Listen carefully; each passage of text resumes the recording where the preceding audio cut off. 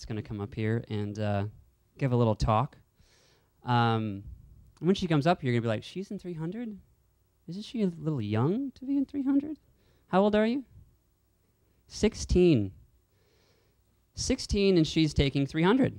And she's about ready to knock your socks off. She's a wonderful woman. Please welcome Addie Gomez.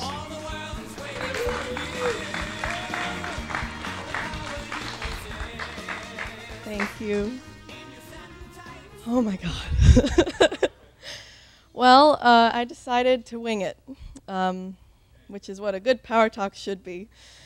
So I've been thinking a lot. When Alex first told me what the title of this service was going to be, Never Fear, God is Here.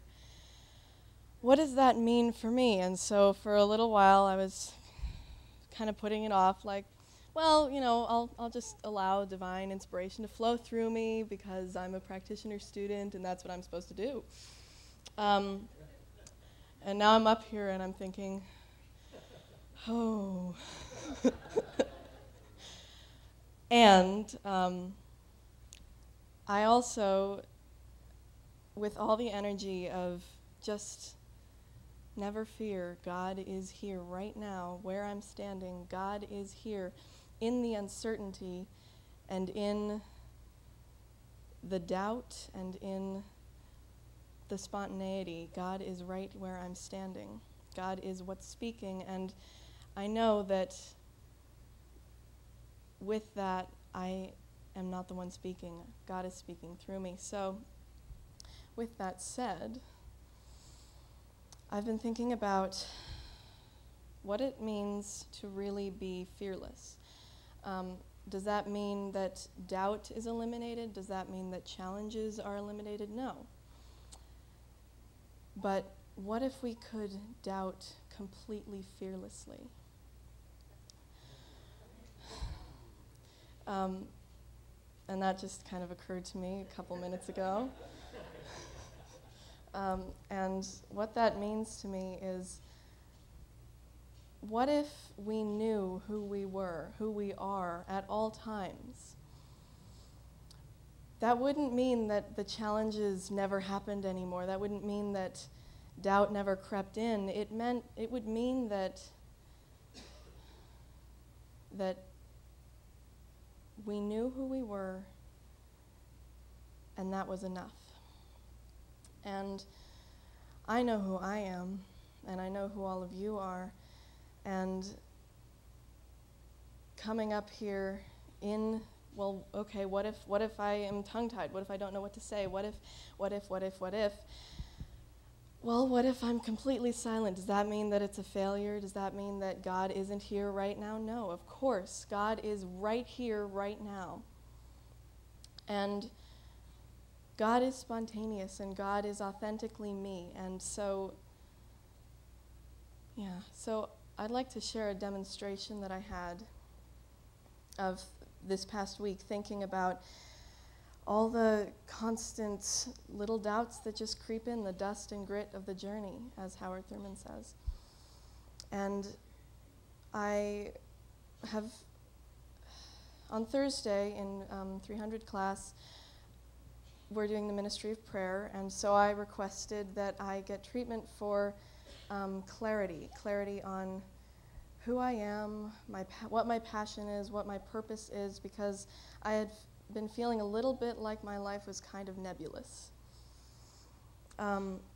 So what ended up happening was a week of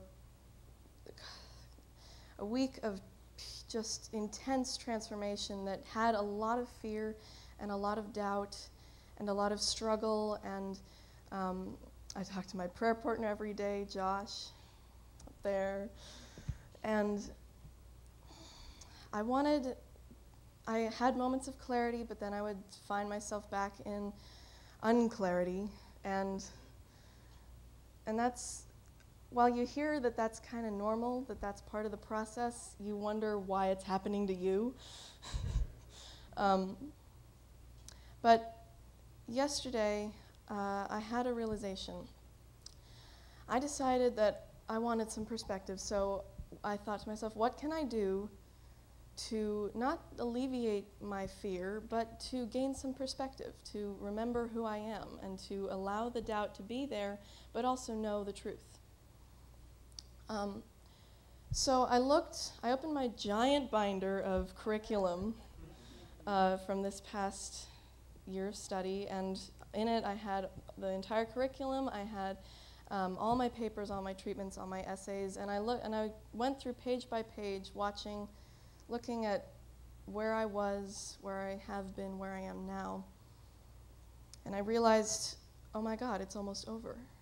Practitioner class is almost over. I mean, I know we've got practicum, but that's only once a month for 7 months. That's not enough. So I began panicking, and and I thought, okay, I need more. And then I thought, oh, I need more. What does that mean?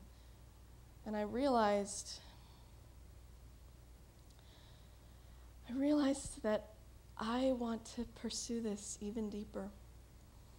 I realized that I became clear on what my purpose is and what my passion is, where my passion lies. And I realized that I want to continue. I want to go into ministerial. And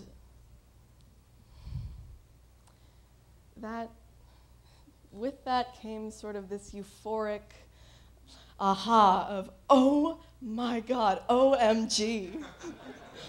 This stuff really works. If I can manifest my purpose in life in 1 week,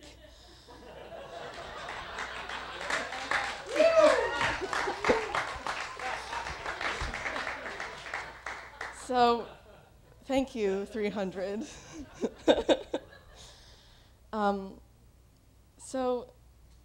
Well, that was a euphoric realization. It was intense, it was amazing, and I was literally bouncing around the house after this week of oh my God, what do I do? I don't know what to do with myself.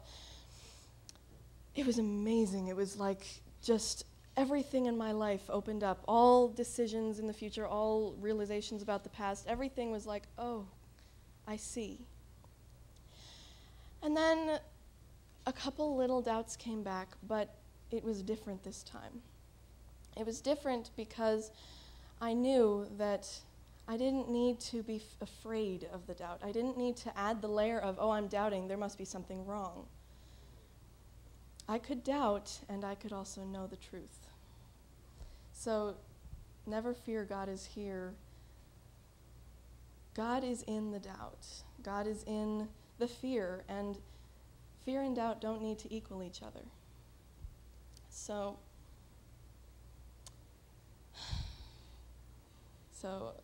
I'm definitely clear on that now. I understand that God is here right now. God is in the experience of doubting, and God is in the experience of fear, and I can move through that and come out completely clear on who I am.